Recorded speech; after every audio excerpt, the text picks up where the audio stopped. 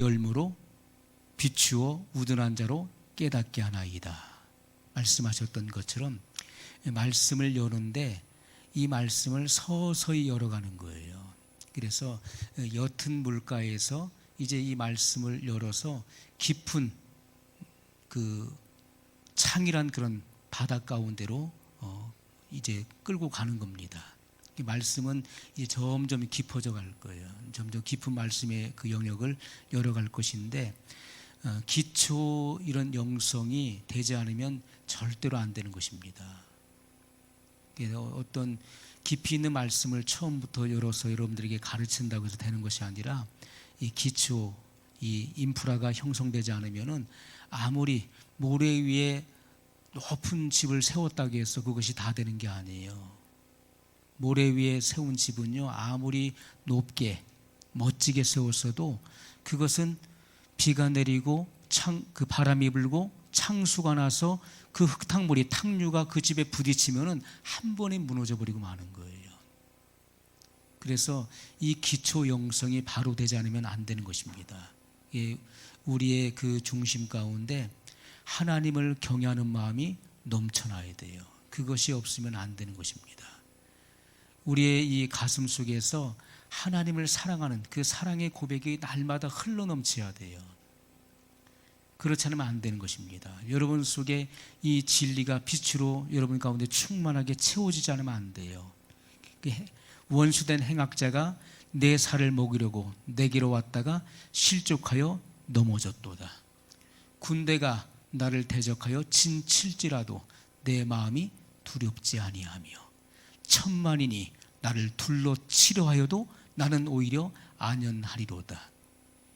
시편 기자 다윗이 이 말씀을 성령의 감동으로 고백할 때는 이것은 실제적인 그 삶의 고백이 되는 것입니다.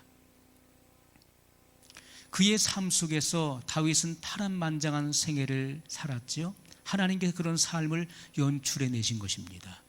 그의 체험적 고백을 성령의 감동으로 기록하게 하신 거예요. 그래서 우리의 삶 속에서 우리의 삶이 이 하나님의 이 말씀으로 빚어지지 않으면 안 되는 것입니다. 그렇게 돼야 되는 거예요. 우리가 지금 증거하는 이 말씀은요, 교회를 부흥시키기 위한 목적이 아니에요. 제가 교회를 부흥시킬 목적이었으면요, 벌써 하나님이 제게 주신 그 은사들을 제가 다 사용했을 거예요.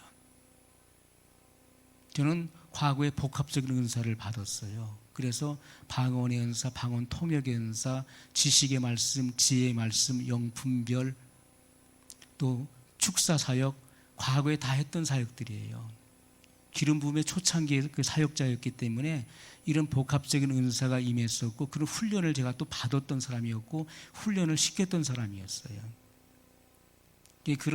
그래서 축기 사역을 하거나 뭔가 방언 통역을 할 때도요, 여러 가지 은사가 한 번에 돌아가는 거예요.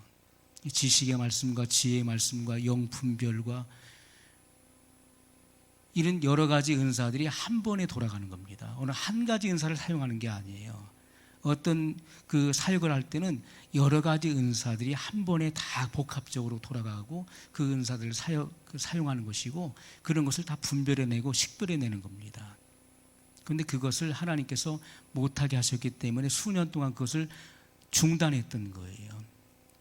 그것을 더 확장해 나갈 수 있는 것이고, 그러한 것들을 더 추구했더라면요, 그런 부분들을 더 개발해서 나갈 수도 있었는데 하나님께서 억울하셨던 거예요. 왜냐하면 말씀의 세계 속으로 집어넣기 위해서 수년 동안을 그 말씀 속에 집어넣으시고, 수년 동안을 그 말씀만 보게 하시고 성경에 매이게 하셨던 거예요. 2,500권 이상 되는 책들을 다 버리게 하시고 성경 하나 남겨놓고 그 성경만 파서 400독 이상을 돌파할 수 있도록 하셨던 거예요.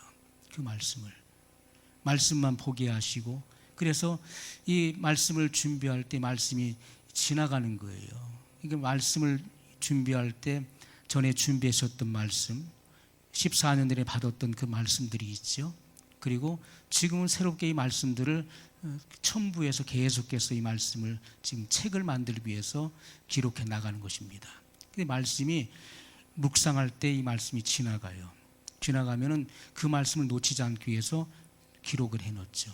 적어놓으면 그 말씀을 치는 순간에 또 말씀이 또 지나가요. 그럼 그 말씀을 또 기록해 놓죠. 그래서 계속해서 보완해 가면서 이제 책을 써 나가고 있는 그런 과정이 있는 것입니다. 하나님께서 제가 이 말씀만을 이제 증거하고 그런 은사들을 제가 쓰지를 않는 건데 그 은사가 죽은 것은 아니죠. 왜냐하면 하나님께로부터 온 것이기 때문에 그 은사는 여전히 살아있는 거예요. 하나님께서 사용하실 때는 또 사용하시겠죠. 그 부분들을. 그래서 하나님께서 제게 주신 그 은사 중에 특별한 은사가 오른손의 은사예요. 오른손에. 그리고 이 가운데 손가락에 하나님께서 주셨던 그런 은사들이었어요. 그런데 하나님께서 주신 그런 특별한 은사들인데 이런 부분들을 극대화할 수도 있는 거예요. 극대화하는 방법들을 알고 있죠. 그러나 이런 부분들 또 영계에 들어갔다 나왔다는 그런 은혜들이 있었던 것이죠. 그래서 하나님의 그 영계에 하나님의 영에 이끌려서 들어가기도 하고 나오기도 하고, 잠깐 전에 말씀드렸던 부분이 하나님의 임재 안에 들어가게 하시고 또 나오게 하시고 그 일들을 수년 동안 계속 반복하게 하셨다는 것을 잠깐 말씀드렸어요. 그러나 이런 부분들은요 다 영계의 비밀인 것입니다. 영적인. 그래서 하나님의 임재 안에 들어가 있을 때의 그 느낌과 그 임재에서 빠져나왔을 때 그 느낌을 구분하게 하셨던 것이고, 그래서 그 통로를 아는 것이죠. 이 기름 부음의 통로. 그래서 하나님의 기름 부음이 임했을 때 그 영적인 그 통로를 아는 것이고, 그래서 그 흐름을 이제 아는 것입니다. 그래서 그 흐름을 쫓아가는 거예요. 우리가 하나님의 말씀의 세계도 마찬가지입니다. 이 말씀도 하나님께서 열어주시는 그 기름 부음의 그 흐름이 있는 거예요. 그 흐름을 쫓아서 우리가 나가는 것입니다. 우리가 지난 시간에 내가 하는 것은 불법이에요. 하나님께서 나로 하시는 것은 합법이에요. 이것은 종이 한 장의 차이 같지만은 이것은 엄청난 차이가 있는 거예요. 내가 하는 것은 불법이에요. 그러나 주님이 나로 하시는 것은 합법이라는 것. 이 구분이 정확하게 되지 않으면요, 우리는 불법을 행하다가 주님을 위해서 나름대로 열심히 헌신하고 봉사하고 충성하다가 결국 불법에 걸려서 심판을 받게 되는 이들이 너무나 많다는 거예요. 그래서 그때 많은 사람이 나더러 주여 주여, 내가 주의 이름으로 선지자로 됐습니다. 주의 이름으로 귀신을 쫓아내었고 주의 이름으로 많은 권능을 행치 아니하였나이까. 주님은 그들이 행한 그 일들을 부인하지 않으셨다는 거예요. 그러나 그들은 불법을 행했다는 것이죠. 그래서 그들은 주님으로부터 쫓겨나가는, 주님으로부터 심판을 받게 되었던 것을 성경이 분명히 말씀해 주고 있습니다. 우리가 하나님 말씀을 두려워해야 되는 거예요. 그래서 내가 아무리 하고 싶어도 주님이 하지 말라면 안 해야 되는 거예요. 그래서 우리가 주님의 이 복음을 우리가 깨닫지 못할 때는 어떻습니까? 복음을 깨닫지 못하면 하나님의 의를 모르고 내 의를 세우려고 달려가는 거예요. 이 결국은 하나님의 의를 우리가 저항하게 되는 것이죠. 하나님의 의를 반대하게 됩니다. 내 의가 드러나게 된다고요. 자, 그래서 우리가 이 하나님 말씀을 이해하는 것이 굉장히 중요합니다. 마태복음 7장 23절에 그때 내가 저희에게 밝히 말하되, 이 밝히 말한다는 것은 하나님의 말씀으로 조명한다는 거예요. 이 말씀이 곧 빛이에요. 주의 말씀은 내 발의 등이요 내 길의 빛이니이다. 이 말씀이 우리로 하여금 영원한 천국으로 인도하는 빛이 되는 거예요. 또 이 말씀은 어떻습니까? 말씀은 우둔한 자에게 비추어 깨닫게 하는 거예요. 하나님의 말씀 자체가 곧 빛입니다.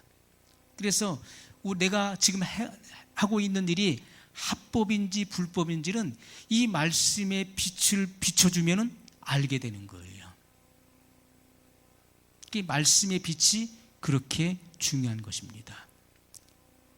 마지막 날에 너희를 심판할 이가 계시니 곧 내가 너희에게 이른 그 말이 너희를 심판하리라, 이렇게 말씀했어요. 예수님께서 말씀하신 그 말씀, 이 성경에 기록된 이 말씀이 심판한다는 거예요. 모든 사람은 이 말씀의 법에 의해서 심판을 받게 되는 것입니다. 이 모든 말씀은 사랑으로 완성되는 거예요. 새 계명을 너에게 주노니 서로 사랑하라. 여러분, 예수님께서 새 계명을 백성들에게 주셨는데 이 계명은 온 율법의 강령입니다. 온 율법과 선지자의 강령이에요. 성경에 많은 율법의 조항들이 있을지라도 그것은 예수님께서 말씀하신 이 두 계명에 다 들어있는 것입니다. 그것은 하나님을 사랑하는 것과 이웃을 내 몸과 같이 사랑하라 하신 그 사랑의 계명 안에 다 포함되어 있는 거예요. 그렇다면 이 사랑이라고 하는 것은 성경에 흐르고 있는 총 제목, 총 주제라는 것입니다. 사랑하는 사람은 성령을 완성한 사람이에요.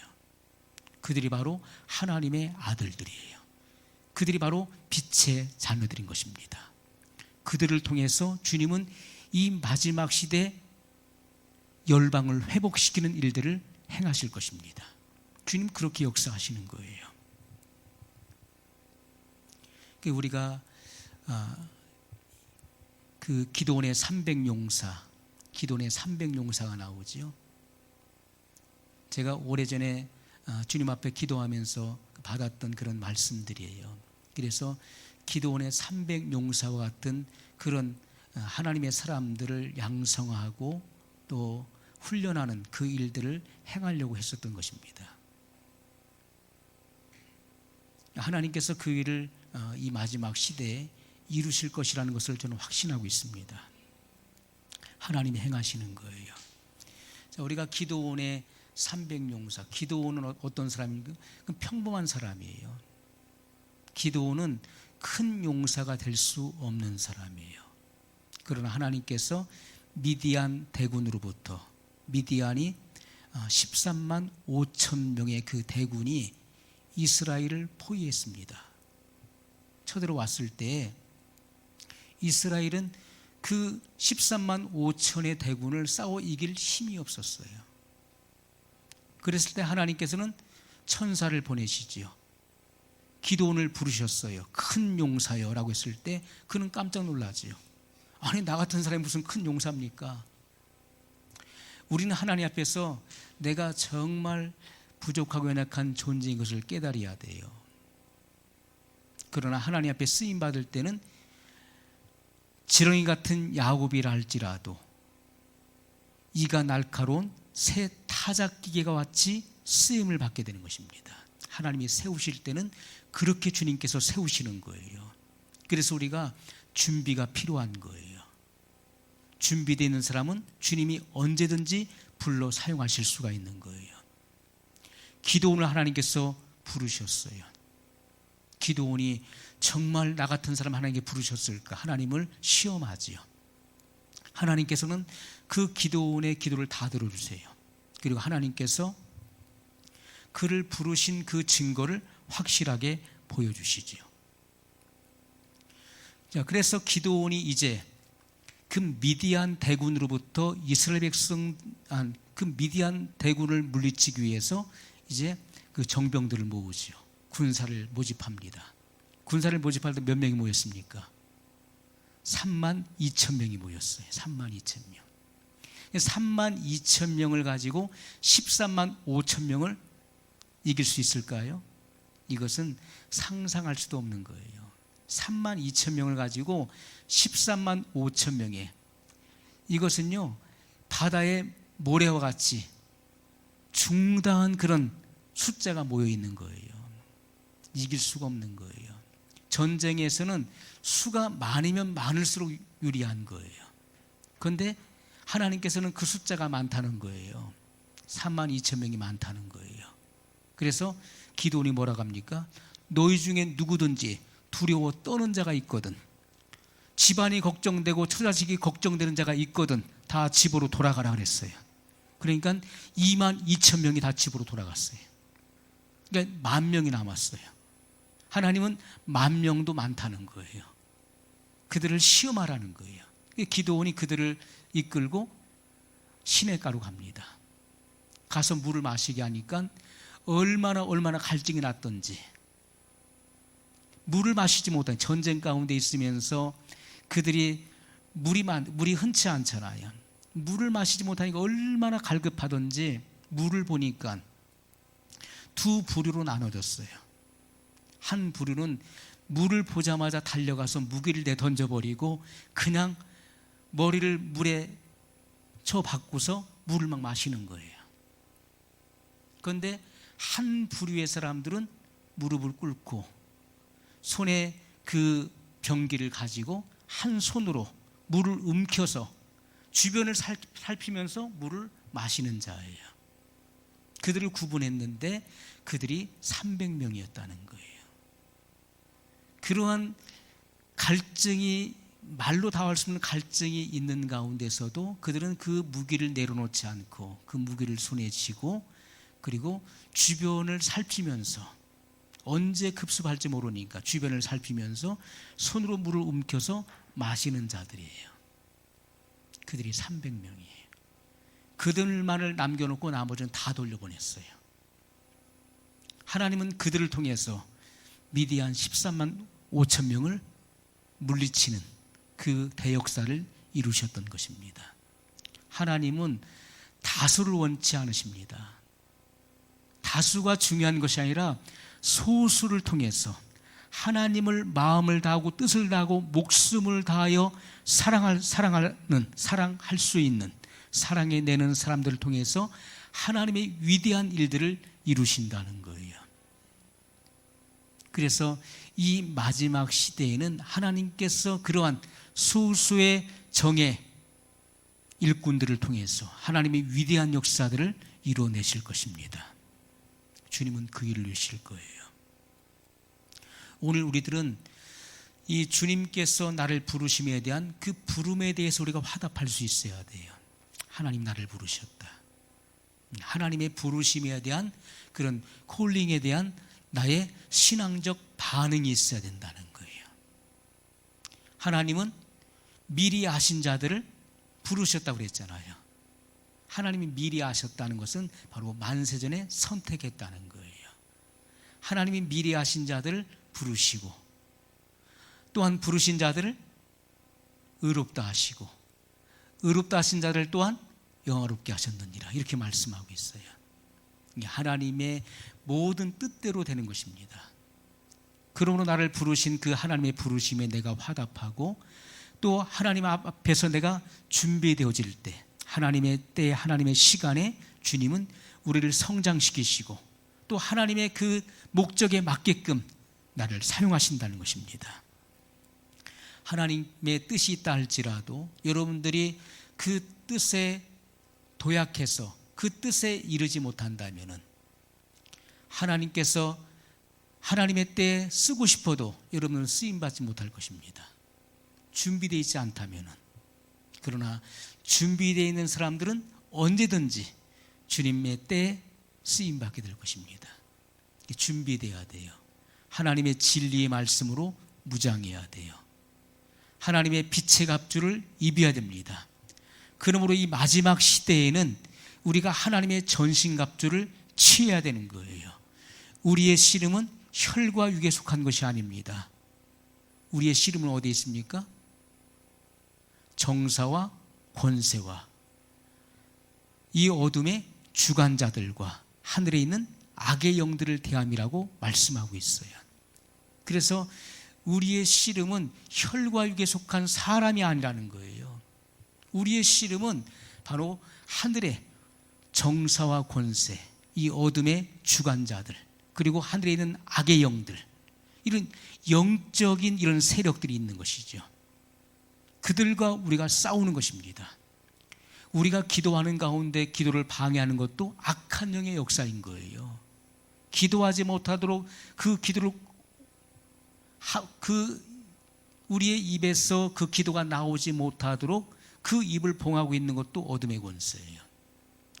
기도에 집중하지 못하도록 그 머리를 산만하게 하는 것도 어둠의 역사예요. 정신을 산만하게 하는 것도 어둠의 역사예요. 무서운 마음을, 두려운 마음을 집어넣는 것도 어둠의 역사예요. 그것을 대적해야 되는 거예요.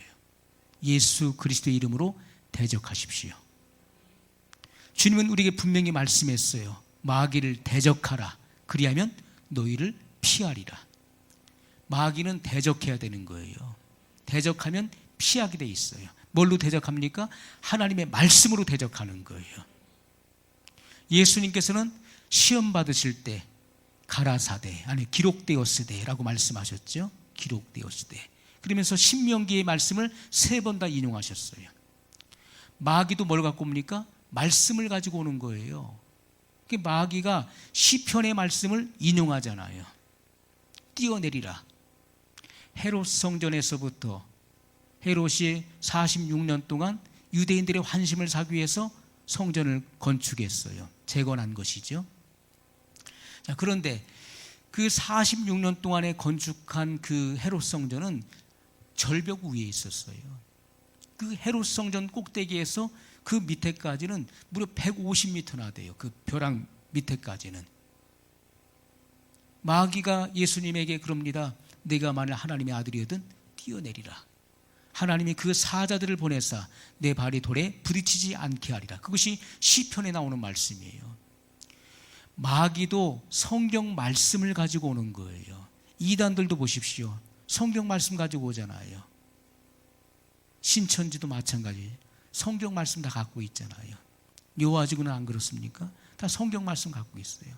저기 하나님의 교회는 안 그렇습니까? 거기도 성경 말씀 가지고 오는 거예요. 그들은 이 성경을 변개시키는 것이죠. 성경에 나오는 성령님을 가지고 안산홍이라고 그러고 또 그 어머니 그 얘기 나오잖아요. 어머니 하나님이라고 그러고 안산홍 증례를 제가 연구해 봤기 때문에 압니다. 거기 보면요. 찬송가를 다 바꿔놨어요. 거기는. 그 찬송가 보면요. 우리가 쓰는 찬송가하고 똑같아요. 똑같은데 거기 예수님 이름만 빼고 안산홍님이라고 다 바꿔놨어요. 그래서 슬픈 마음 있는 사람 안산홍님 믿으면 이렇게 놨어요. 그러니까 실제로 가서 연구를 해봤기 때문에 아는 거예요. 그렇게 다 변개해가지고서 그렇게 그 악한 영들도요 성경 말씀을 가지고 오는 거예요. 그래서 우리가 진리의 말씀으로 무장되어 있지 않으면 안 되는 것이고 이 진리의 말씀으로 대적하는 것입니다. 예수님은 신명기의 말씀으로 대적하셨어요. 그때 마귀는 떠나갔습니다. 그런데 성경에 보면은 거기 뭐라고 나와 있습니까? 얼마 동안 떠나니라. 마귀가 얼마 동안 떠나니라. 마귀는 또 예수님의 공생의 기간에 끊임없이 예수님의 사역 가운데 역사했어요. 그런데 마귀가 어떻게 역사합니까? 사람들을 통해서 역사하는, 사람을 통해서. 사람을 도구로 하는 거예요. 왜냐하면 마귀는 영체잖아요. 그 영체가 나타납니까? 그 영체가 실체를 보이나요? 안 보이죠.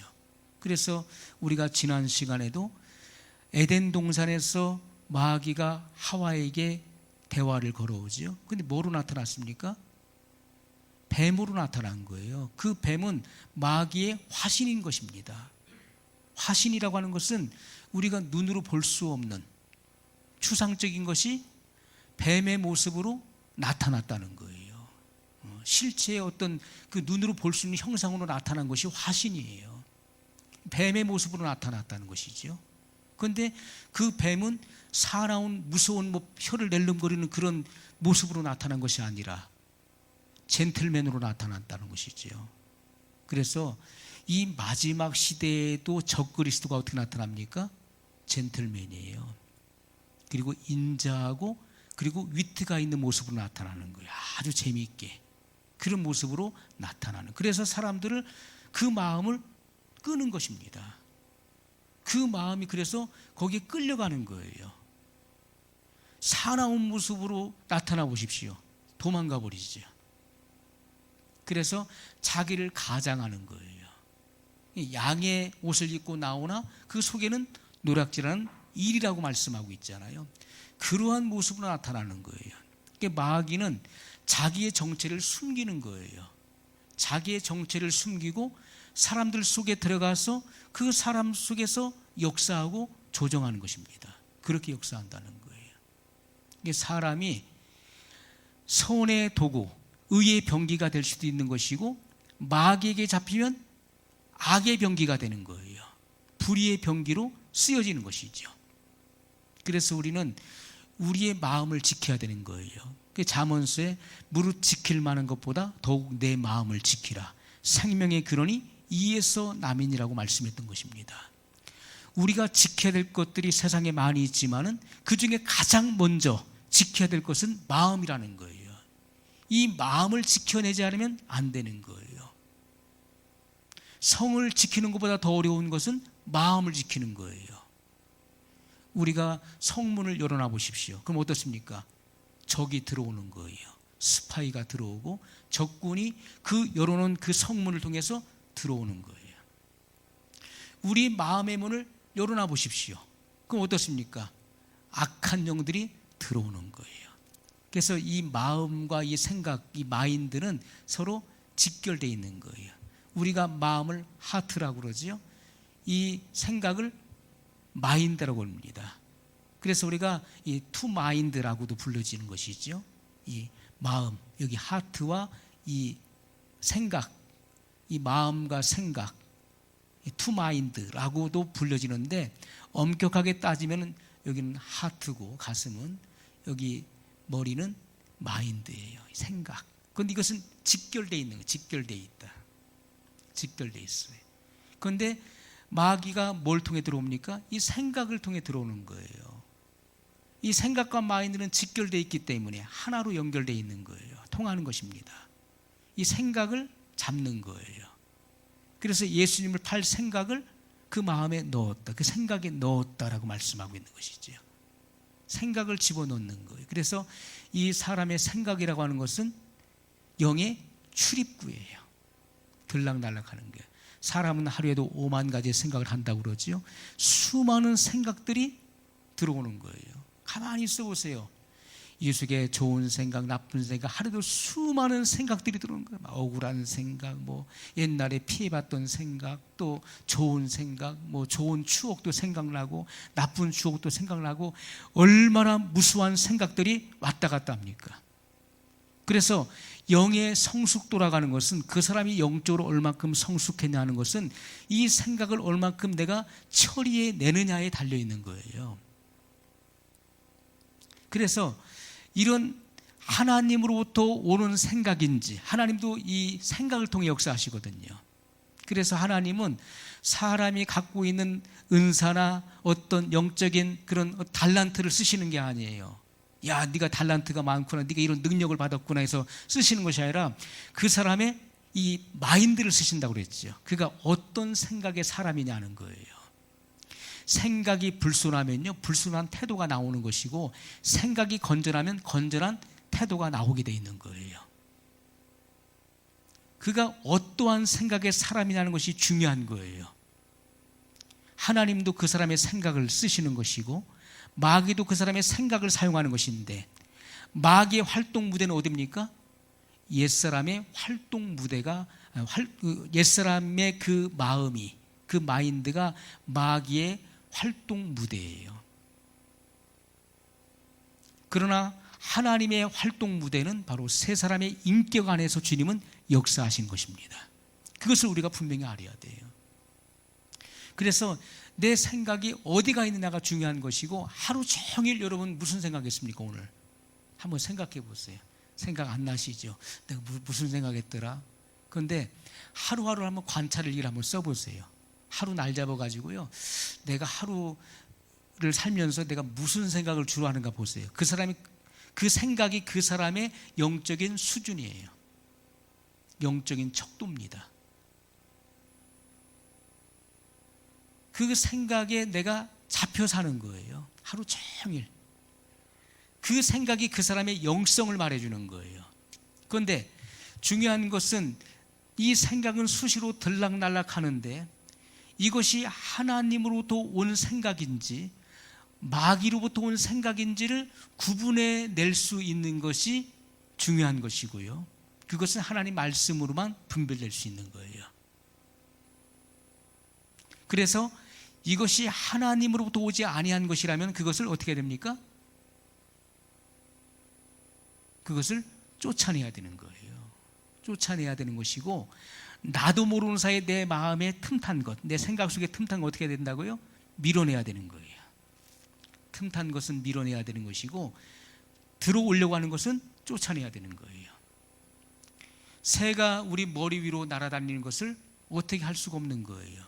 아니, 새가 날아다니는 걸 내 머리 위로 날아다니는 것을 내가 그걸 막을 수 있습니까? 그러나 내 머리에 둥지를 트는 것은 막아내야 되는 거예요. 못 틀게 해야 되는 거예요. 여기에 보금자를 짓게 되면 어떻습니까? 다른 새들도 불러들여요. 내가 집 져놨으니까 일로 와 부른다고요. 그것을 쫓아내야 되는 거예요. 마귀는 끊임없이 그렇게 역사하는 것입니다. 들락날락 들락날락. 그래서 생각을 통해서 틈을 타는데 그것이 뭡니까? 노크하는 노크. 이걸 꼭 기억하세요. 노크하는 거예요. 생각이 딱 들잖아요. 어떤 생각이 들었어요. 그런데 그것이 하나님으로부터 오지 아니한 거예요. 그럼 뭡니까? 악한 영이 여러분에게 노크하는 거예요. 야, 문 좀 열어줘. 문 열어줘. 나 들어갈 거야. 그러면 사람은 어떻게 합니까? 그것을 한 번 더 생각하게 돼요. 예를 들어서 좋지 않은 생각이 들어왔어요. 그러면 그 생각을 내가 하게 돼요. 그러면 그것은 그 영이에요. 예를 들어서 음란한 생각이 들어왔어요. 딱 들어왔어. 생각이 났어요. 그러면 이거 하나님께로 오지 않은 것이구나. 이 악한 영이 지금 내게 틈타려고 한다. 그럼 어떻게 하라고요? 예수님의 이름으로 쫓아내야 돼요. 하나님 말씀으로 대적해야 돼요. 그럼 나가는 거예요. 예를 들어서 청년이 무엇으로 그 행실을 깨끗게 하리이까? 주의 말씀을 삼갈지니이다. 내가 주께 범죄치 아니하리하여 주의 말씀을 내 마음에 두었나이다. 주께서 심지가 견고한 자를 평강의 평강으로 지키시리니 이는 그간 주를 의뢰하매니이다. 하나님 말씀을 선포해 줘야 돼요. 이 악한 영혼들이 들어오지 못하도록 쫓아내야 되는 거예요. 떠나가는 거예요. 말씀을 선포하면은. 그런데 내가 그 생각에 딱 치고 들어올 때 그것이 달콤하잖아요. 그래서 그 생각을 하게 되면 어떻습니까? 그 순간에 문을 내가 열어주는 거예요. 들어오세요. 어서 오세요 하고 문을 열어주는 거예요. 그러면 그 생각이 들어오게 되는 거예요. 들어왔어요. 그럼 어떻습니까? 그 생각을 주입시키는, 계속해서 그 생각을. 그러면 어떻습니까? 그 생각을 묵상하게 되는 거예요. 자, 시편이 뭐라 하겠습니까? 내가 묵상할 때 내 마음에 화가 발하리니, 이렇게 말씀하고 있어요. 자, 화가 바른다는 것은 뭡니까? 불이 붙는다. 불이 붙어요. 우리가 하나님 말씀도 내가 묵상하잖아요. 이 안에서 불이 붙는 거예요. 불이. 심령이 뜨거워진다는 거예요. 그것처럼 나쁜 생각도 묵상하면은 그것이 불이 붙어요. 이게 결국은 어떻습니까? 그것이 행위로 나오는 거예요. 행위로. 그래서 미움은 살인의 시초라는 말씀이에요. 형제를 미워한 자는 이미 마음에 살인하였느니라. 그 모든 행위의 그 근원지는 마음이라는 것입니다. 마음을 지켜내지 않으면 빼앗기는 거예요. 잃게 되는 것입니다. 주님은 그래서 이 마음, 진원지에 대해서 말씀을 하셨던 거예요. 무릇 지킬 만한 것보다 더욱 내 마음을 지키라. 생명의 근원이 이에서 남이니라. 생명의 근원지가 바로 마음이에요. 이 마음을 뺏긴다는 것은 곧 생명을 뺏긴다는 거예요. 그래서 이 마음을 내가 이 진리로 내가 고수하고 있어야지, 이 내 안에 있는 이 진리를 빼앗겨 버리면 어떻습니까? 비진리에 속하게 되는 거예요. 이게 얼마나 중요합니까? 생각을 내가 구분해낸다는 것, 그건 굉장히 중요한 거예요. 그것이 그 사람의 영적인 수준을 가늠할 수 있는 거예요. 얼마나 내 마음을 지켜낼 수 있느냐. 그러니까 이것은 영성의 기초예요. 기초. 이런 부분들을 전혀 모르고 많은 사람이 신앙생활을 하잖아요. 뭐 천사가 어디 있고 뭐 귀신이 어디 있어. 이렇게 21세기에 살면 무슨 귀신이 어디 있냐고 그러니. 그 옛날에 뭐 도깨비 있었고 귀신이 있었지. 지금 이 시대에 무슨 악한 영들은요, 이 마지막 시대의 그 미혹의 시대이기 때문에 아주 간교하게 역사하는 거예요. 인간이 아무리 IQ가 높아도요, 귀신을 당해낼 수 있나요? 눈에 보이지 않은, 물론 귀신은 눈에 볼 수도 있고 보이지 않을 수도 있는 거예요. 천사도 그렇고, 그죠? 천사를 본 사람도 있잖아요. 아브라함도 천사를 영접했었죠. 그러나 볼 수 없는 것이 우리 육안으로는 볼 수 없는 것이죠. 기본적으로. 그러나 볼 수도 있는 거예요. 왜냐하면 영안이 열리니까. 이 속에 있는 영이 열려서 이 육을 투과해서 보게 되는 것이죠. 그런데 우리가 마귀의 실체를 알게 되면은 인간의 이성의 지각으로서는 마귀를 당해낼 수가 없어요. 우리 인류 70억 인구의 IQ를 다 더해도 마귀의 IQ를 당해낼 수가 없어요. 마귀는 천하를 꿰는 자라고 말씀하고 있어요. 천하를 꿰는 자라. 그런데 마귀를 이길 수 있어요? 못 이기는 거예요. 오직 성령의 이 지혜와 청명의 기름 부음이 임해야 되는 것입니다. 하나님의 이 지혜가 임할 때 마귀의 그 괴계, 그 간계를 우리가 꿰뚫을 수가 있는 거예요. 통찰할 수 있다고요. 그렇지 않고서는 우리가 질 수밖에 없어요. 하나님의 놀라운 이 통찰력이 우리 가운데 부어져서 그 하나님의 그 통찰의 눈으로 그 마귀의 그 괴계를 우리가 간파할 수 있어야 되는 것입니다. 그것이 영의 사람이, 영적인 사람. 기도할 때 기도하지 못하도록 확 눌러가지고요. 눌러서 말 한마디 못하게 하고 두려움에 쌓이게 만들고 기도에 집중하지 못하게 만들어요. 기도만 하려고 하면 마귀가 기도하지 못하도록 온갖 일들을 만들어요. 마음을 빼앗기게 만들어요. 시간을 주지 않아요. 이 마귀 역사예요. 기도하지 않으면 어떻습니까? 그 영이 눌리게 돼 있어요. 그 악한 영들에서 눌려버려요. 그게 뭡니까? 프레스. 저 고물상 같은 데 가면요, 막 물건을 쌓아놓잖아요. 막 깡통 같은 걸 쌓아놓고서 어떡합니까? 그 프레스, 그 기계로 꽉 눌러버려요. 그 압축시켜버리죠. 꽉 눌러서 압축시켜요. 그것처럼 그 영혼을 꽉 눌러버리는 거예요. 꼼짝달싹 못하는 거예요. 꽉 눌려가지고. 그래서 기도를 하긴 해야 되는데, 근데 기도해야 되는데, 기도 안 하니까 죽을 것 같아 답답하죠. 그런데 꽉 눌러버리니까 기도가 안 나오고 한숨만 나오는 거예요. 그때 우리가 어떻게 해야 되겠습니까? 그때는요, 하나님 앞에 뭔가 기도를 어떤 자아내려고 하지 마세요. 뭔가 미사 요구를 섞어서 만들어내려고 하지 마세요. 그것 자체가 잘못이에요. 그냥 주님 앞에 여러분 마음에 있는 그 심정을 그대로 토로하세요. 그것이 중요한 거예요. 하나님은 사람의 외모를 취하지 아니하시고 중심을 보시는 분이시라고 말씀했어요. 여러분의 마음에 있는 것을 그대로, 주님, 제가 지금 죽을 것 같습니다. 제 심정이 지금 너무 답답합니다. 어찌할 바를 모르겠나이다 라고, 주여 저를 긍휼히 여기소서, 주여 저를 불쌍히 여기소서라고 그렇게 고백하세요.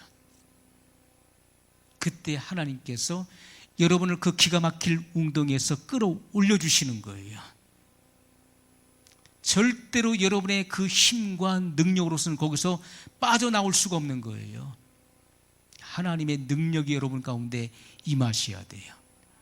그때 하나님께서 여러분을 기가 막힐 웅덩이에서, 거기서 여러분은 그 진창에서, 죄악의 진창에서 여러분을 끌어올려 주실 것입니다.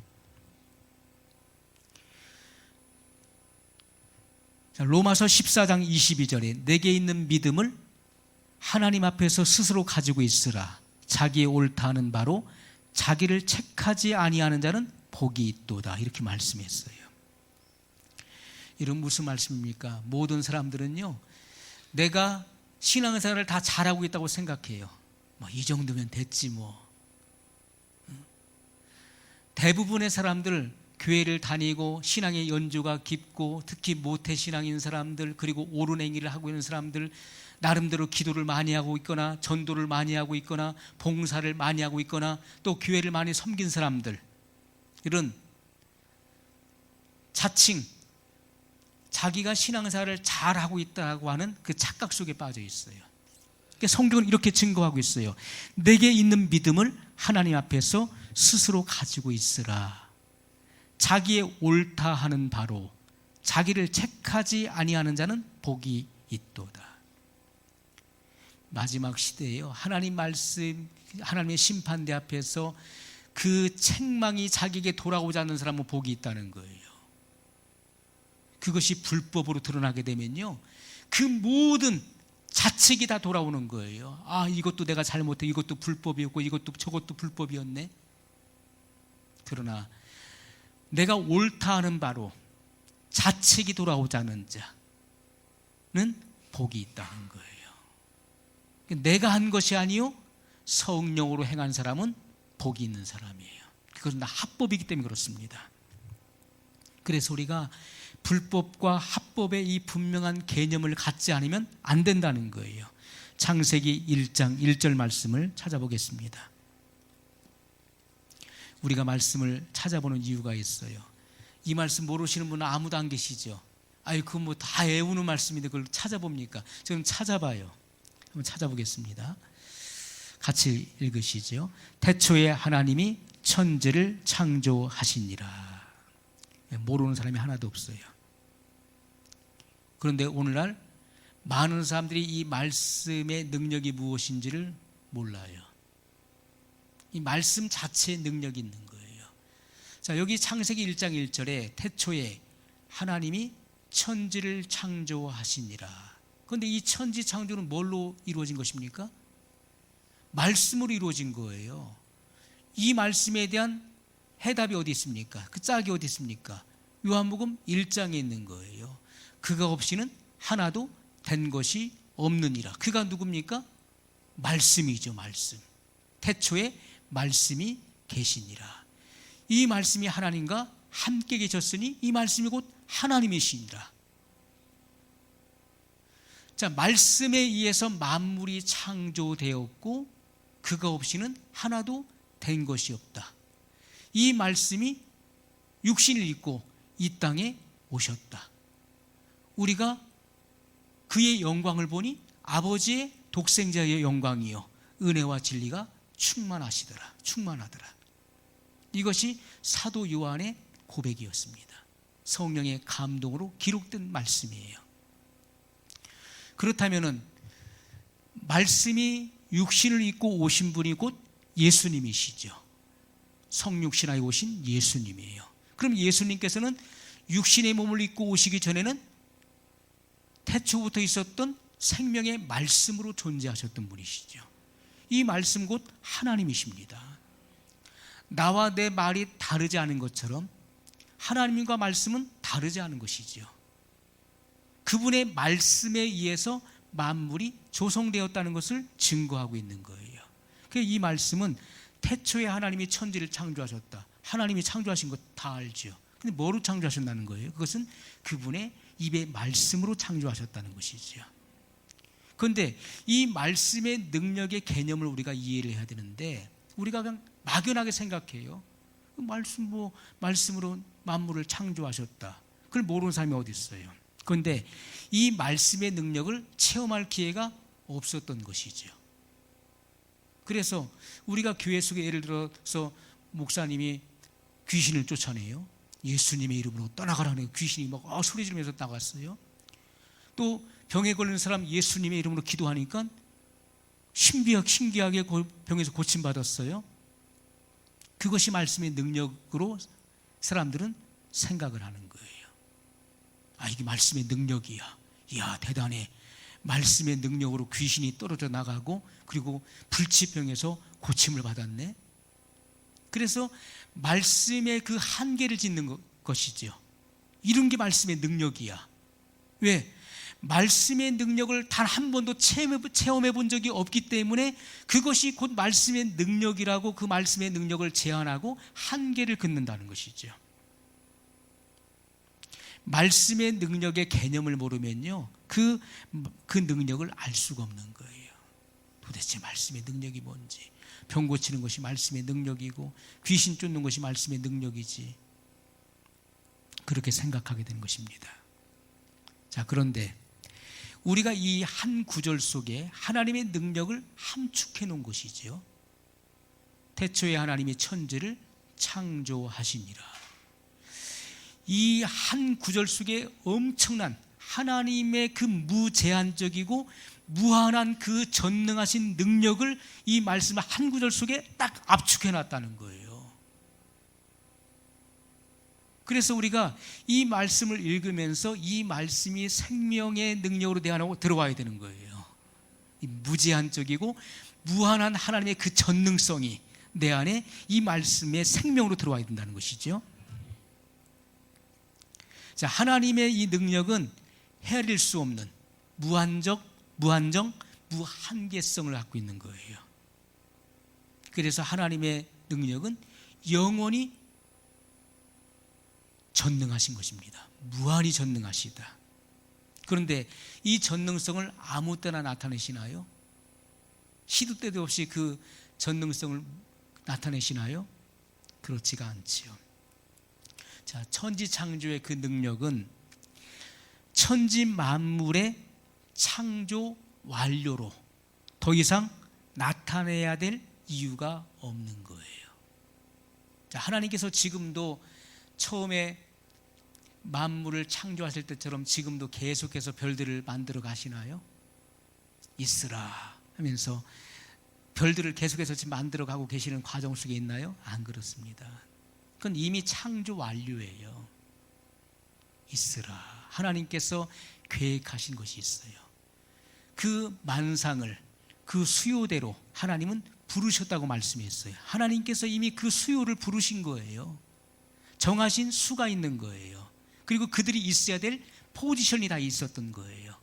하늘의 궁창에도 그들이 있어야 될 그 포지션이 다 있는데 그곳에 있으라고 명령하신 거예요. 그리고 하늘의 별들은 어떻습니까? 그 별들은요, 그냥 정체되어 있는 별도 있고 또 행성들이 있어요. 스스로 자전을 하면서 자전과 그리고 공전을 함께하는 그런 별들이 있죠. 우리 태양계에도 있는 이 별들은 다 행성들이잖아요. 자전과 공전을 같이 합니다. 지구도 스스로 돌잖아요. 자전하면서 공전을, 태양 주위를 돌잖아요. 그래서 이것은 하나님께서 이미 창조하실 때 그 창조의 명령을 하신 거예요. 창조하실 때. 그래서 그 창조의 그 명령에 의해서 그들은 지금도 끊임없이 그 명령되어진 그 명령을 수행하고 있는 거예요. 지구를 만드실 때 너는 스스로 자전과 그리고 공전을 하라, 태양 주위를 돌라라고 명령하셨기 때문에 이 지구는 하나님의 그 명령에 의해서 스스로 자전과 공전을 계속하고 있는 거예요. 하늘의 해와 달과 별을 지으심으로써 사시와 연한을 이루라고 명령하셨죠. 그 명령의 이치에 의해서 이 땅에서는 어떻습니까? 이 땅에서는 생성과 불멸의 법칙이 계속 반복되고 있다. 그래서 생성과 불멸이에요. 태어나는 것이 있잖아요. 그리고 사라지는 것이 있죠. 이런 이치 속에서 계속해서 하나님께서는 그 명령되어진 창조의 원리대로 모든 것들이 움직여지고 있는 거예요. 그것이 하나님의 질서예요. 그렇기 때문에 천지 창조의 그 완료를 하나님께서 선언하신 거예요. 6일 창조를 하신 것입니다. 그렇기 때문에 그 천지를 창조했을 때 그와 같은 능력은 지금도 계속 나타나는 것이 아니라는 것이죠. 자, 그래서 말씀의 능력은 하나님의 경륜 안에서 하나님의 뜻에 따라 나타나지고 일하시는 것이기 때문에 우리 피조물들의 어떤 요구나 필요에 의해서 그 능력을 사용하시는 하나님이 아니시라는 거예요. 하나님 한번 보여주세요. 천지창조의 그 능력을 한 번 더 보여주시면 제가 믿을게요 한다고 해서 하나님이 그래 알았어 내가 다 한 번만 보여줄게 하고서 보여주시는 그런 분이 아니라는 거예요. 피조물의 어떤 필요와 그런 간청에 의해서 하나님께서 나타내고 감추시고 하는 게 아니라는 거예요. 자, 출애굽기 9장 16절 말씀 찾아보겠습니다. 출애굽기 9장 16절 말씀입니다. 찾으신 분은 같이 읽습니다. 내가 너를 세웠음은 나의 능력을 내게 보이고 내 이름이 온 천하에 전파되게 하려 하였음이니라. 아멘. 자, 여기서 말하는 너가 누굽니까? 내가 너를 세웠는데 그 너가 누구예요? 바로죠. 바로. 이죠? 이집트의 애굽의 왕이었던 바로를 의미하는 것이고 그 배후의 영적 세력은 누굽니까? 마귀예요. 마귀. 하나님은 빛도 짓고 어둠도 창조하셨잖아요. 그 어둠이 있어야 빛이 부각되는 거예요. 우리에게 산 교육이 되는 것입니다.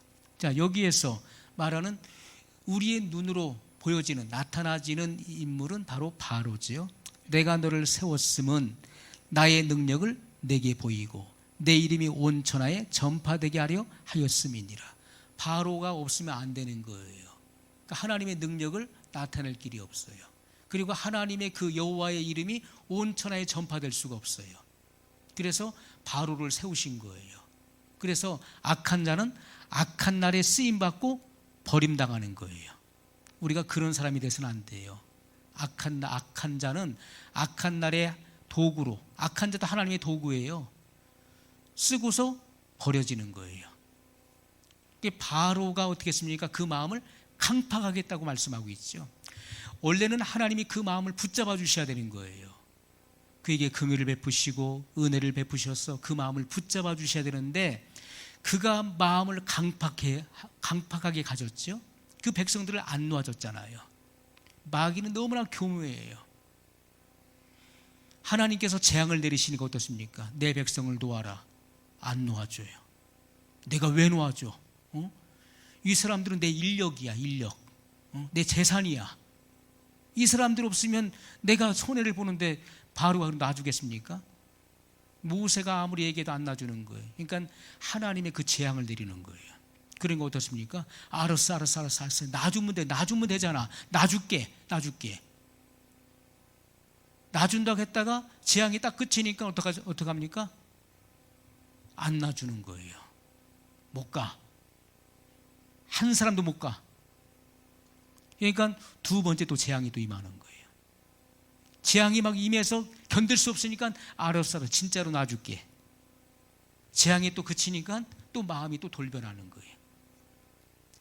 바로가 그 마음을 강팍하게 가지니까 하나님께서 그 상실한 마음 그대로 내버려 두신 거예요. 사람도 마찬가지예요.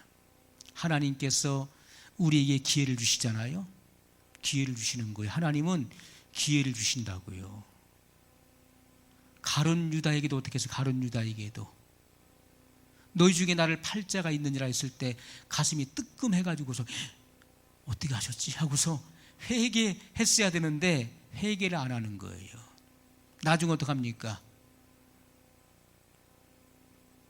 사도 요한이 주여 주를 팔 자가 누굽니까? 라고 여쭸을 때 내가 한 조각 이 빵을 찍어서 포도주에 찍어서 주는 이 포도주를 이 떡을 받는 사람이 곧 나를 팔 자다. 가룟 유다에게 주었어요. 그걸 받았지요. 받는 순간 어떻게 했습니까? 사단이 들어갔어요. 그래서 예수님을 팔기 위해서 나갔어요. 우리가 마음을 강팍하게 갔잖아요. 회개치 않고 자백하지 않고 마음을 자꾸 강팍하게 갖잖아요. 그러면 하나님은 그 상실한 마음 그대로 내버려 두신다는 거예요. 그래, 너 알아서 해라. 그러면 그 사람은 끝나는 거예요. 하나님이 기회를 주실 때, 부르실 때 내가 돌아와야 되는 거예요. 돌아오라, 돌아오라. 수고하고 묵은 짐진 자들아 다 내게로 오라. 주의 부드러운 음성을 들어야 되는 거예요. 그런데 그 음성을 내가 멸시하고 마음을 교만히 갖고 강팍하게 갖고 내가 자꾸 말씀을 대적하고 반대로 나가면 하나님께서 그의 상실한 마음 그대로 내버려 두시게 되면은 그는 거기서 끝나버리는 거예요. 그러면 그 사람은 악의 도구가 돼요. 악한 영에 사로잡아요. 이게 결국 멸망당하고 만다는 거예요. 우리가 보십시오. 사도 요한이 성령에게 이끌려서 이리로 올라오라는 그 음성과 함께 그는 순간적으로 천국에 있게 되었어요. 하나님의 나라에 올라갔지요. 하나님 보호자 앞으로 나갔다는 거예요. 우리가 이것을 한번 생각해 보세요. 하나님의 전능성을 생각해 보라는 거예요. 우리가 여기서 천국까지 거리가 얼마나 될까요? 천국까지 거리가, 이것은요 상상할 수도 없는 거예요. 빛의 속도로 수십 억만 년을 달려도 그 천국에 도달할 수가 없는 거예요. 안 그렇습니까? 못 가는 거예요. 그런데 하나님의 전능성은 이리로 올라오라 하는 그 음성과 함께 1초도 안 돼서 0.0001초도 안 돼서 순식간에 사도 요한이 천국에 있었다는 거예요. 그리고 주님을 보게 돼요. 주님의 그 눈은 불꽃 같았어요. 그 눈은 불꽃이라고, 불꽃. 이것은 심령의 세계를 간파한다는 거예요. 우리의 이 심령을 통찰하시는 분이십니다. 감찰하는 눈이에요. 그래서 속일 수가 없는 거예요. 하나님 앞에 거짓말해요? 하나님 앞에서 거짓말할 수 있습니까? 그 영광의 눈을 촉범해버리죠. 그 안광의 빛으로 우리의 심령을 다 꿰뚫어 보시는데 주님의 그 눈은 불꽃 같은 거예요. 성령님은 이 땅에 보내심을 받은 7 영이라고 말씀하고 있죠. 그 7 영의 역사는 뭘 말합니까? 이 땅을 두루 감찰하는 성령의 완전한 역사를 의미하는 것입니다. 완전한 역사. 모르시는 것이 없는 거예요. 이 땅에 되어지는 모든 일들, 모든 죄악을 다 알고 계시고, 그리고 사람의 모든 심령을 다 간파하시는 분이십니다. 그 주님의 눈은 사도 요한에게는 뭐로 보입니까? 사랑의 눈으로 보이는 거예요. 그 사랑의 눈. 그 사랑의 그 이글거리는 그 눈으로 볼 때 그는 그 앞에서 실신해 버려요. 왜냐하면 하나님을 보는 거잖아요. 하나님을 보는 순간 하나님께서 그 영을 취해 가지고 끌고 올라가신 거잖아요. 올라가셨는데 그가 예수 그리스도를 보는 순간에 그 몸에 힘을 싣고 그냥 죽은 사람처럼 꾸꾸라져 버려요. 주님께서 그 몸을 일으키시죠. 자, 주님의 눈, 하나님의 자녀들에게는 주님의 그 눈은 그 불꽃 같은 그 눈이 사랑의 눈으로 나를 보시는 거예요. 인자한 눈으로 나를 보시는 거예요.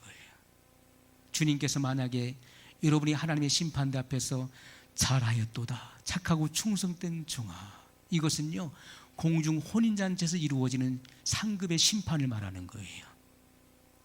마태복음 25장에 나오는 그 달란트의 비유, 또 열천의 비유, 이것은요 그 천상에서 이루어지는, 바로 그 예수님께서 공중에 재림하실 때 휴거된 성도들에게 내리시는 그 상급을 말씀하고 있는 거예요. 잘하였도다, 착하고 충성된 종이여, 내가 적은 일에 충성하였으니 내가 큰 것으로 내게 맡기리라. 우리가 이 고울의 권세도 마찬가지예요.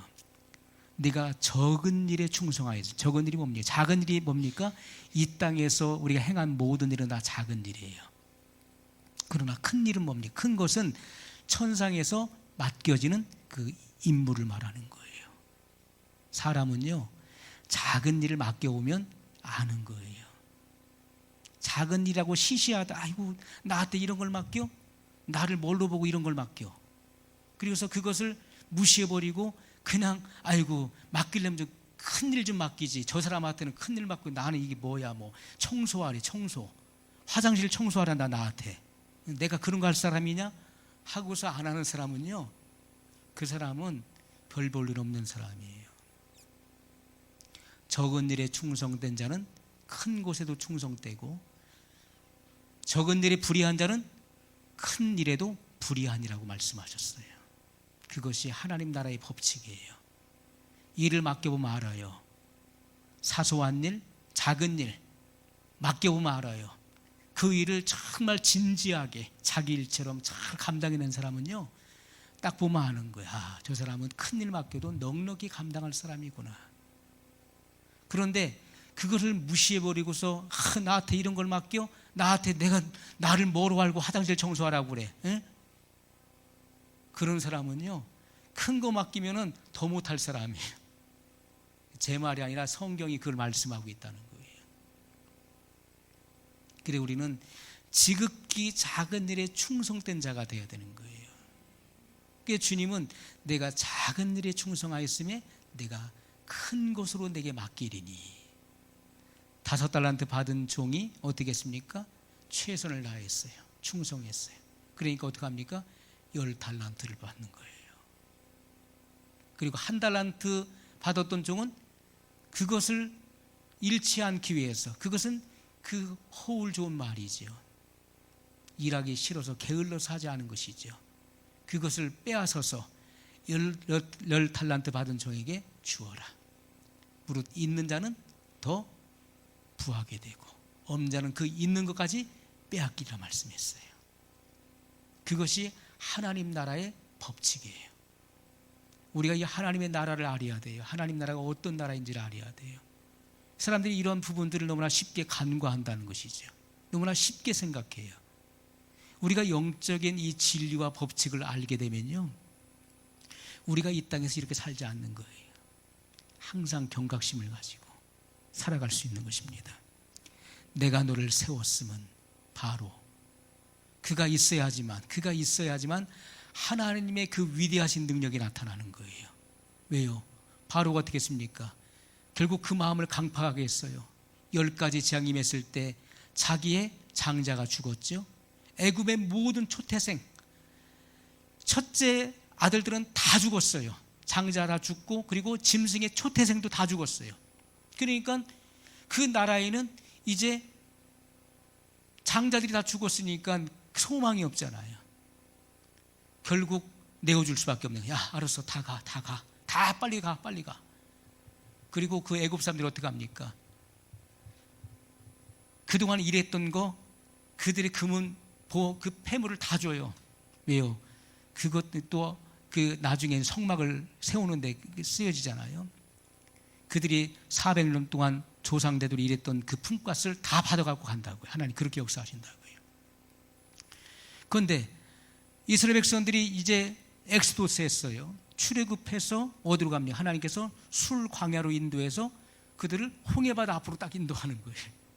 그러니까 애굽의 신하가 보고하기를, 애굽 바로에게 보고하기를, 왕이여, 저들이 광야에 갇혔나이다.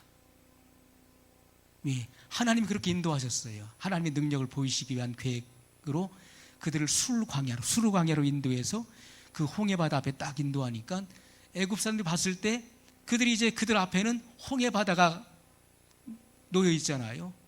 그리고 나머지 3년은 다 광야예요. 옆으로도 도망갈 수 없고 뒤로도 광야니까 뒤로 가면은 애굽이잖아요. 그러니까 바로가 다시 마음을 강팍하게 갖는 거예요. 잡으러 가자. 저것들을 그냥 놔서는 안 되겠다. 그래가지고 군대를 모집해가지고 철병거를 모집해가지고 그들을 추격해가는 거예요.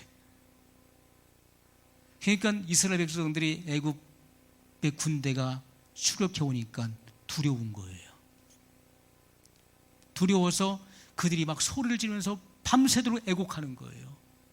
막 슬피 울면서, 야, 이놈 모세야, 애굽에 매장지가 없어서 우리를 이 홍해 바다에 우리를 몰살시키려고 여기까지 우리를 끌고 왔냐고. 응? 내가 진작 알아봤어야 되는데, 내가 저걸 말을 믿지 말았어야 되는데, 저걸 믿고서 따라와가지고 이게 뭔가 하고서 막 통회하는 거예요. 그런데 모세가 하나님 앞에 엎드렸어요. 하나님 앞에 다 엎드려가지고서 주여 주여 하고 있는데 하나님 뭐라고 하십니까? 그때 하나님께서 야, 너는 기도만 하지 말고 서서 내 지팡이를 들고 내 손을 바다 위로 내어 밀어 그것으로 갈라지게 하라. 내 손을 들고 그 지팡이를 바다 위로 내어 밀어 그것으로 갈라지게 하라. 이렇게 말씀하셨어요. 모세는 이스라엘 백성들에게 선포했습니다. 너희는 가만히 있어. 오늘날 여호와께서 너희를 위하여 행하시는 구원을 보라. 여호와의 구원을 보라 라고 선포했어요. 그것이 하나님의 사람이에요. 하나님의 사람은 이 죽음의 위기 속에서 하나님의 그 길을 보는 자예요. 하나님은 어떤 분이십니까? 하나님은 광야에도 바다에도 길이 없는 곳에도 길을 내시는 분이에요. 그 하나님의 전능성을 알아야 돼요. 모세는 하나님의 그 전능성을 아는 사람이에요. 그를 하나님께서 80년 동안 갈고 닦은 그 결과가 거기서 나오는 거예요. 그 영성이 나오는 거예요. 보세요. 우리가 여기서 훈련 받습니다. 훈련 받아요.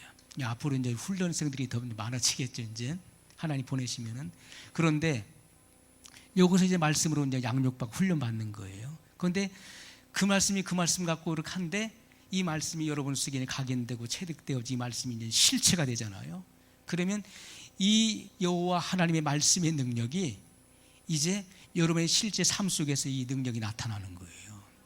그런 위기를 접했을 때 딴 사람 다 두려워 떠는데 너희는 가만히 있어. 오늘날 여호와께서 너희를 위하여 행하시는 여호와의 구원을 보라고 선포하는 거예요. 그리고 어떻게 합니까? 그의 손을 들고 지팡이를 바다 위를 가리키는 거예요. 손을 들고 보여드릴게요. 손을 들고 지팡이를 바다 위로 딱 가리키는 거예요. 그러니까 어떻게 했습니까? 쫙 갈라졌나요? 그건 영화에서 나오는 거예요. 영화는 아주 막 드라마틱하게 이걸 쫙 연출해야 되니까 쫙 갈라지는데 그게 아니라 성경에 보면 하나님께서 밤새도록 동풍을 보내신다고요. 이 동풍은 사막의 뜨거운 열풍을 말하는 거예요. 열풍을 확 부니까 얼마나 엄청난 그런 바람이 불잖아요. 밤새도록 바닷물이 서로 물러가게 하는 거예요. 그러니까 그 소리가 막 엄청난 장엄한 소리가 들렸겠죠. 그 깊은 그 바다가 갈라진다고 생각해 보세요. 막 바닷물이요. 그래서 적어도 4km에서 8km는 갈랐을 것이라.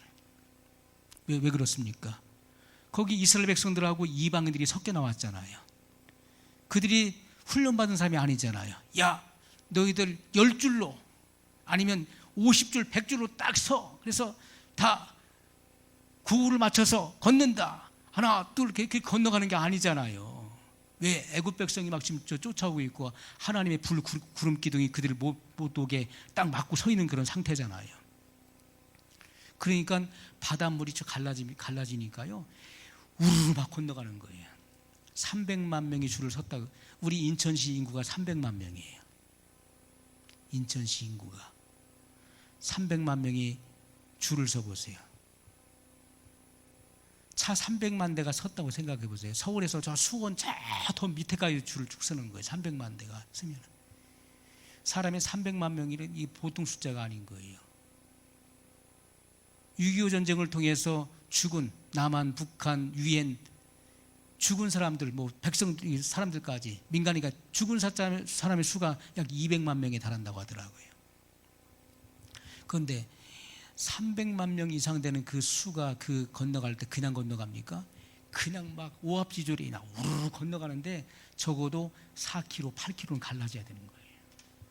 그리고 그 바닷물이 보호벽이 되는 거예요.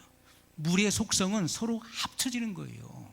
물 여러분이 갈라보세요. 목욕탕 가서 어떡합니까? 저 어렸을 때 목욕탕 들어가가지고요. 그 물을 갈른다고 막 갈랐어요. 그런데 합쳐져요. 분명히 갈랐는데 이게 또 합쳐지는 거예요. 물은 합치는 속성을 갖고 있는 거예요. 그런데 하나님의 능력이 역사하니까 물이 쫙 갈라져서 서로 모여지지 못하는 거예요. 그것이 보호벽이 되는 거예요. 그래서 그들은 그 바다의 그 물을 육지같이 건너는데 하나님께서 그 바다의 그 바닥에는 땅이 있잖아요. 흙이 있잖아요. 그것을 그 열풍으로 싹 말려가지고 포송포송한 그런 그 땅 위를 걸어가는 거예요. 그들이 다 그 홍해를 건넜을 때 이제 그 불 구름 기둥이 다시 싹 인도를 하죠. 옮겨질 때 바로 왕의 군대가 추격해 옵니다. 그래서 그 바다 한가운데 들어왔을 때 하나님께서 그 바닷물을 다시 합쳐지게 하시는 거예요. 그 이튿날에 그들이 해변에 애굽 백성들의 그 시체를 보았다 그랬습니다. 그리고 미리암이 주축이 돼서 소고를 치면서 하나님을 찬양하는 그런 내용이 나오고 있어요. 자, 바로 왕이 있었기 때문에 하나님의 그 능력, 바다를 가르시고 그들을 인도하신 그 하나님의 능력이 드러난 거예요. 그리고 온 천하에 이 말씀이, 이 행하신 능력이 증거되고 여호와 하나님의 이름이 증거됐어요. 그래서 어떻게 했습니까? 여리고성에 앞에 다다랐을 때 여리고 백성들이 두려워 떨었잖아요. 왜요? 이스라엘 백성들이 왔대. 저 사람들 홍해를 가른 사람들이잖아. 애굽에서 400년 동안 종살이 하고 있다가 하나님의 그 전능하신 능력으로 10가지 재앙을 통해서 그들이 출애굽했고 하나님이 그 기품의 홍해를 가르시고 나왔어. 그리고 40년 동안을 광야에서 생존했어. 만나와 엽차를 먹고 그들이 생존했어. 그 백성들이 여기 왔다는 거예요. 그 얼마나 두려워 떱니까? 그들의 마음이 물같이 녹았다고 그랬어요. 간담이 녹았어요. 하나님 여호와의 이름이 온 천하에 증거되기 위해서 바로를 세웠다는 거예요. 마귀가 있어야 하나님의 그 전능성이 드러나는 거예요. 그 루시퍼는 계명성이죠. 아침의 아들 그 계명성은 자기 자신의 그 아름다움에 도취됐던 자였어요. 그래서 반란을 일으켰죠. 반란을 꾀했죠. 그리고 하나님과 정면 도전장을 내밀었던 자예요. 내가 무별 위에 올라 지극히 높은 자와 비기리라. 하나님 보니까 내가 이길 수 있을 것 같은 거예요. 하나님을 그 보호자에서 쫓아내버리고 자기가 그 보호자에 앉아 하나님이 되려고 했던 자예요. 하나님은 이미 다 알고 계셨죠. 그가 그 반란의 날에 하나님은 그를 포위해버리셨어요. 그리고 그를 하늘의 그 벼락으로 치셨습니다. 그리고 땅의 가장 맨 구덩이에 집어 던지셨어요. 무저갱에 가두셨어요. 그 일부는 공중의 권세를 잡게 하셨어요. 그 하늘의 그 영역에 가두신 것입니다. 그것이 성경에 말씀하고 있는 거예요. 그래서 오늘 우리는 이 하나님의 말씀의 능력, 이 말씀의 능력을 이제 계속해서 다음 시간에 그 말씀의 능력을 열어가도록 하겠습니다. 우리 같이 기도하겠습니다.